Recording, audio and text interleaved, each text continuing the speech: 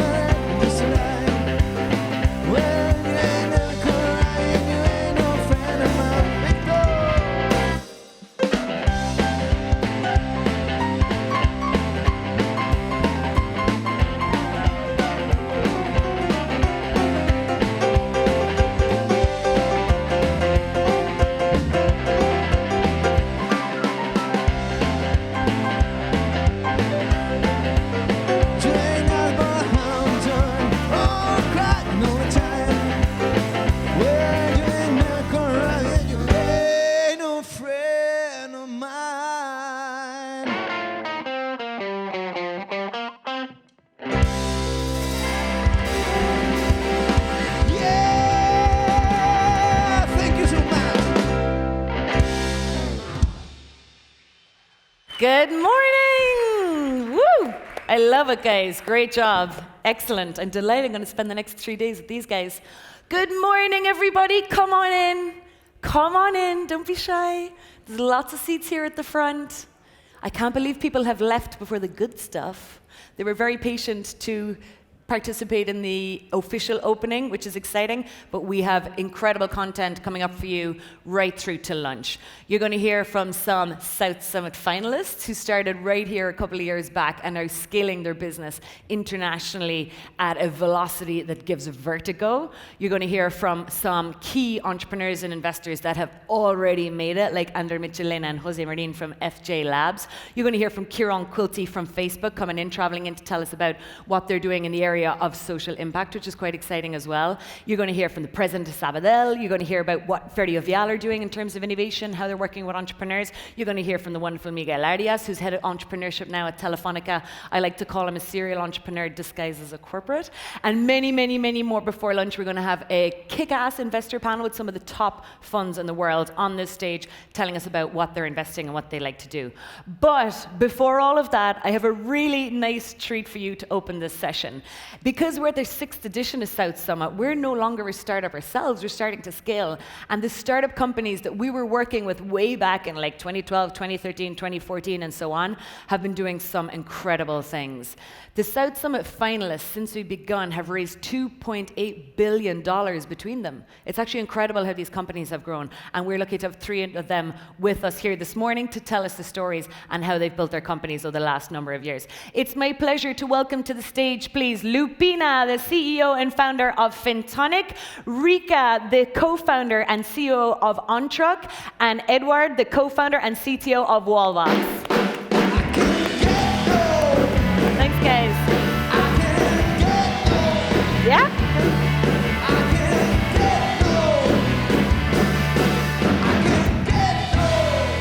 Excellent, guys. Thanks for being here. Snuggled up together there. Yeah. Thank you. Now, just to let you know, the slight change on the program, we had Devo, previously known as Log Trust, as also a company that came through the South Summit competition. Pedro had a baby yesterday. Arrived a little bit early, so unfortunately couldn't be with us. And poor Carlos from Badi, another South Summit finalist, missed his flight this morning. So I got an unfortunate email this morning because there's actually strikes in Barcelona airport. So Renfe, better off getting the AVE, no? Iberia is also a wonderful supporter of South Summit, so obviously the Puente Aéreo is pretty handy there as well. But we're delighted to have 3 of you guys with us this morning. Thank you so much for being here. Just a little intro and a little bit of data on what these founders and entrepreneurs have been up to. So we had the wonderful Fintonic back in 2013 as a South Summit finalist, one of our first editions. Today, they have raised over $45 million in investment. They have over 150 employees. Their offices in 3 different markets and have over 80,000 daily active users on their platform. Fintonic, of course, are disrupting financial services, empowering the user and offering the right type of financial products to the right user at the right time. Lupina will tell you a little bit more about it. Rika with Ontruck, a finalist in 2017, I believe. Since then, they have gone on to raise also over 45 million in investment, also have 150 employees, have over 700 customers, and are now operating in 4 markets. So talk about scale in a short space of time. Super impressive. And Eduardo, of course, with Wallbox. Ontruck, of course, disrupting the logistics industry, and Rika will tell us a little bit more about it. And Wallbox are disrupting mobility and the energy sector. And they were a winner, actually, in 2017, have raised over 16 million to date, also have 150 employees, and are now operating in over 30 markets. So can I just get a huge round of applause for what they've actually already achieved in such a short space of time? Thanks, guys. So to kick off, it's been a wild ride, I guess, for all 3 of you. Can you just tell me a little bit about some of the highs of that journey? What are the moments that you've been most proud about, I guess, since day one, with the highs and lows of building the business? Well, from my point of view, this year it's been amazing for Fintonic because we got a lot of traction, and we are like growing, and we are going to end like almost in 1 million users.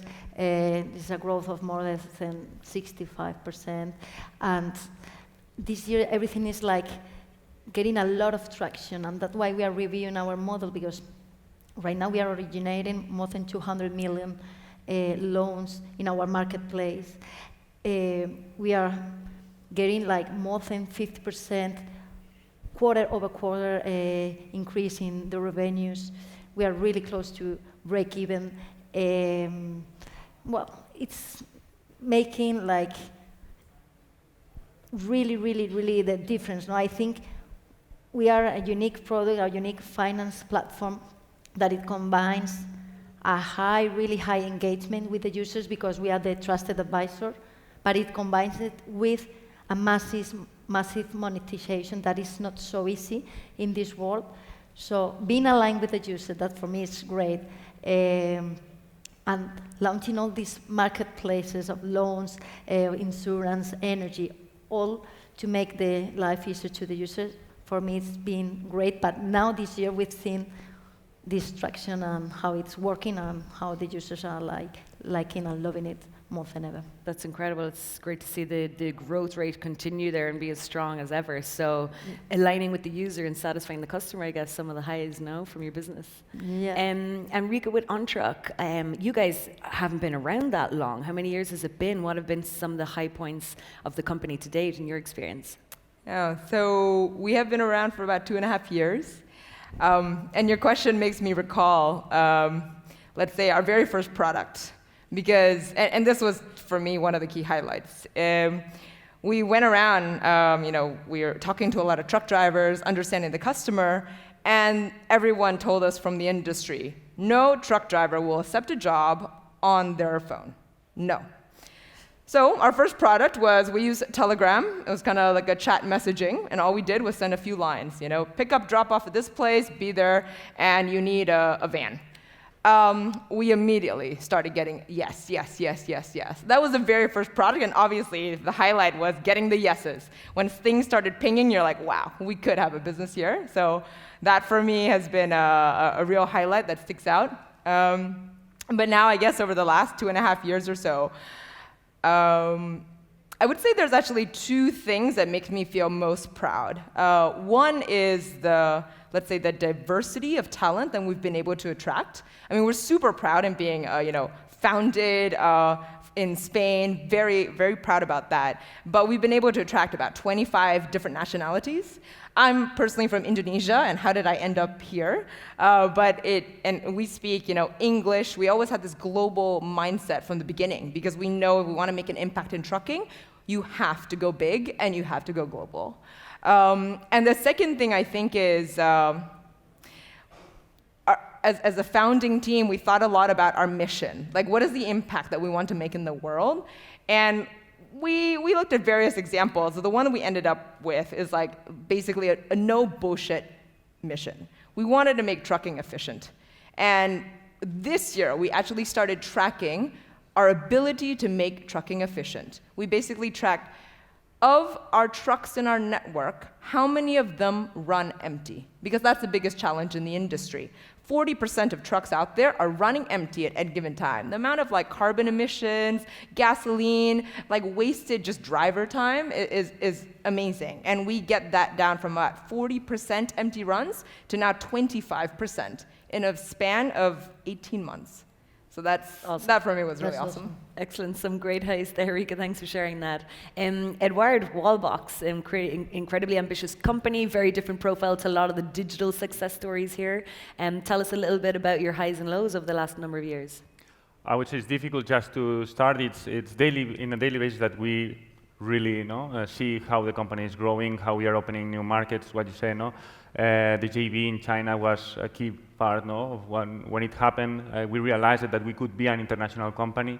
Now that we open offices in the United States is the next step.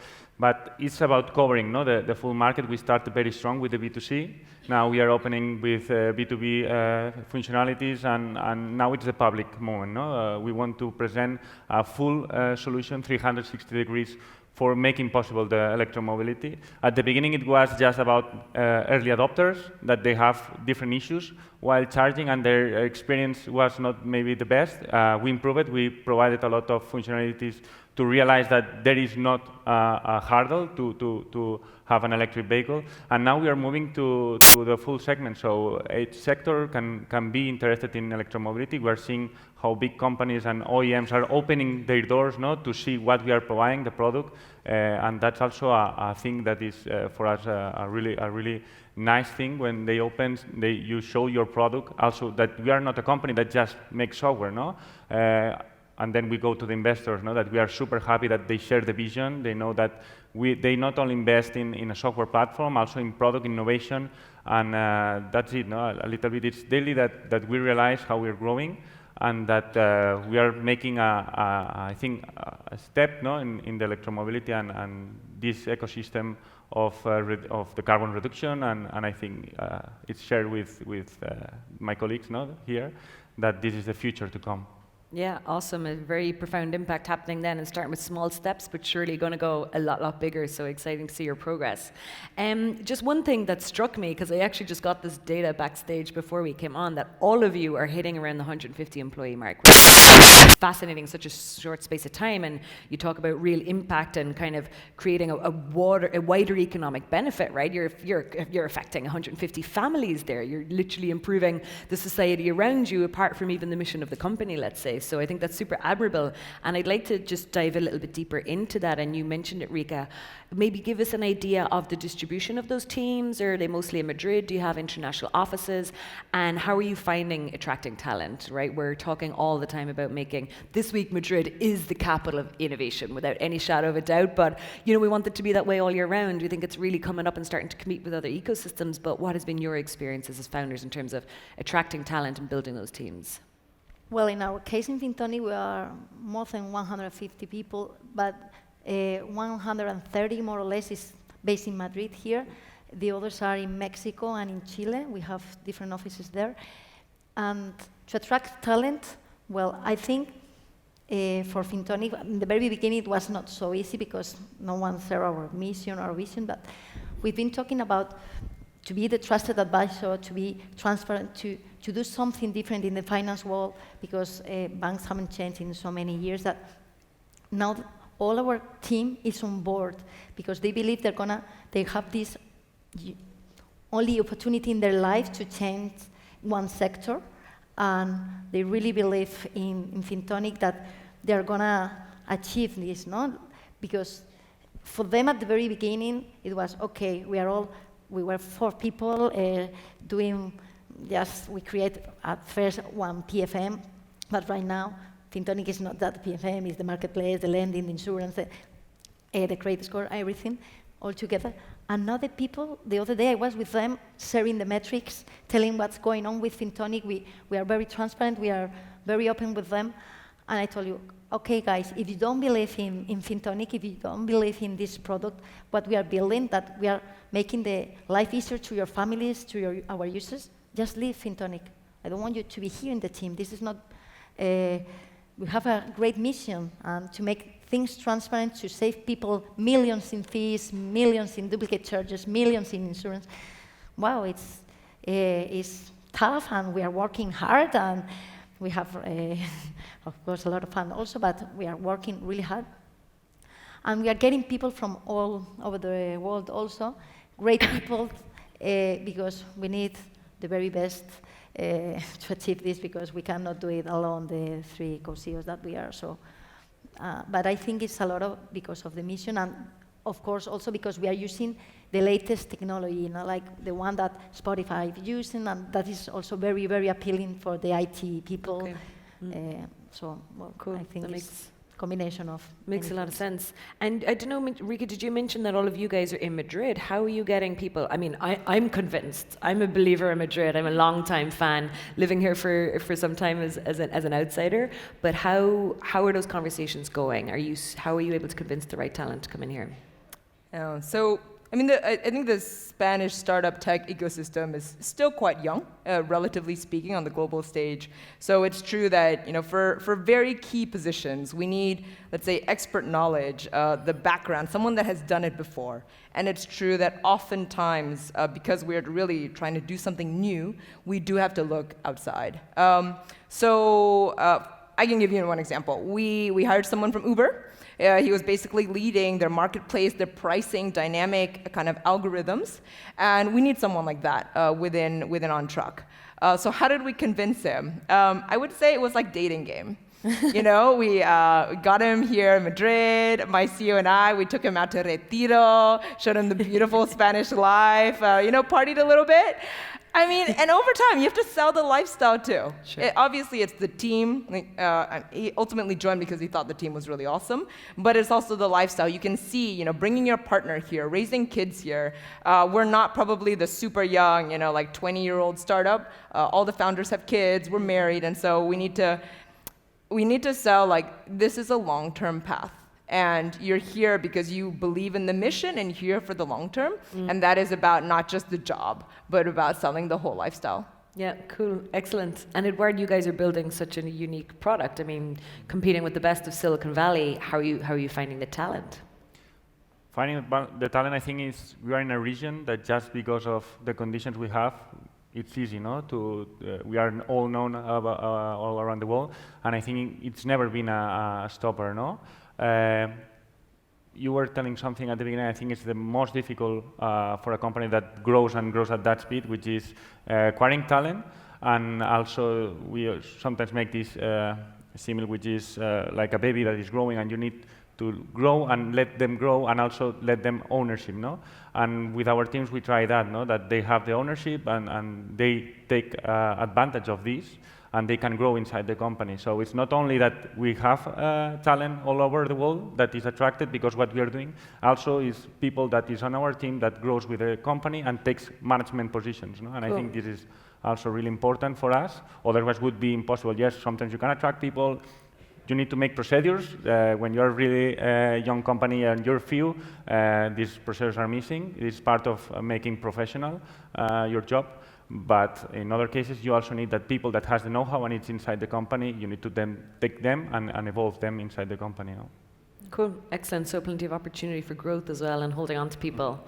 I guess the talent issue is kind of more of a scale-up stage when you're kind of putting in the executive team and the layer to actually build out and build up the team faster. But I wanted to touch on another area which might happen maybe even earlier on in the process or probably all the way through the life of the company. But three of you, your companies are very disruptive in the sectors that you're working in.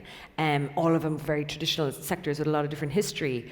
How do you fight off the giants? How do you keep the wolves from the door? You must really be ruffling a lot of feathers out there, even locally and internationally, with more traditional players or even players now trying to innovate and maybe try and come into your space and maybe replicate what you were even doing at this point. How do you compete against that? Is it something that's front of mind? Is it something you don't even think about? How do you continue just to run faster, I guess?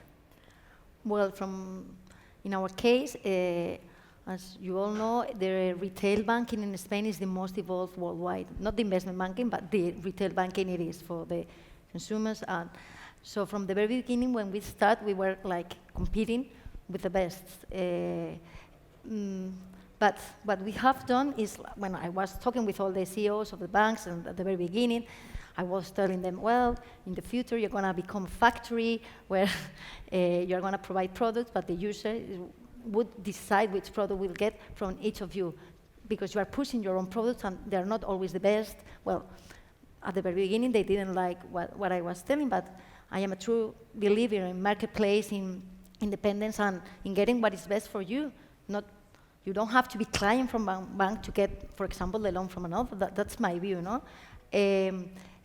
So, of course, some of them didn't like it much. Right now, many of them share our view, and they're connected to our marketplace, so we collaborate, and it's great, because we haven't come here to kill banks or whatever. No, we want them to be here. We want to be together. We want to collaborate, and right now we are collaborating a lot with insurance companies, the biggest in Spain, 24, are connected to our marketplace. Also, the biggest banks. And what is important for us is that they are aligned with our mission and our philosophy. Because in Fintonic, if you're going to get a loan, for example, you're not going to have fees, and you're not going to be obliged by the bank to open an account there or wherever. No.